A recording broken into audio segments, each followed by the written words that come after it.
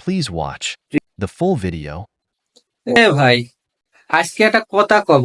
কেম্মা যে কই কথাটা কলি পরে কারুর আবার গাইন দিয়ে যাবে নি মই। ঈদের ছুটিতে বাড়ি যা আব্বার কাছে কলাম, খেত খোলার সে দাম বাড়েছে, তোমার এই তো দিন এবার চৈছ তলি উঠলি পরে শোধা যাবে নি সব ঋণ। আব্বা কইল, হরে বেটা, কৃষকের কাম সে বাদাইছি এক লেটা।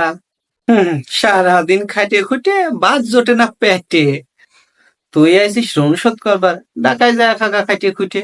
কে আব্বা, ঢাকার শহরে জিনিসপত্রের যে দাম, বাজার সদাই করবার গেলেই তো ছুটে যায় গাম। আর কোষ নে, চাষ করে খাওয়া লাগবে না মনে হয় মোষ নে।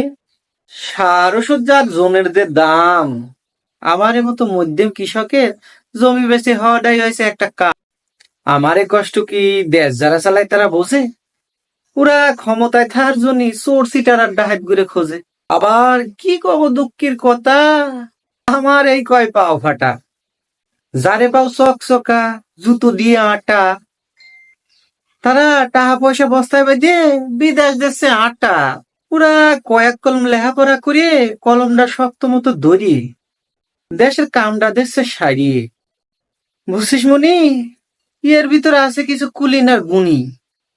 ওরা সকলে যুক্তি করে কয়, আমরা ভালো থাকলেই তো ভালো, বেশি কথা কলি পুলিশ কিন্তু জেলে ভরবে নি, তখন বৌসাল পাল না খায়া মরবি। আমি কই, পুলিশ কারা? দেশ মরলি খালি কি আমরা মরবো নে? নেতা আমলা আর প্রশাসন ছাড়া সব যাবে নি। ওরা আমারেতেও জন্মাইনি, আমরা আর দেশ মরলি ওরা বাঁচবে নি কেমনে? ধন্যবাদ।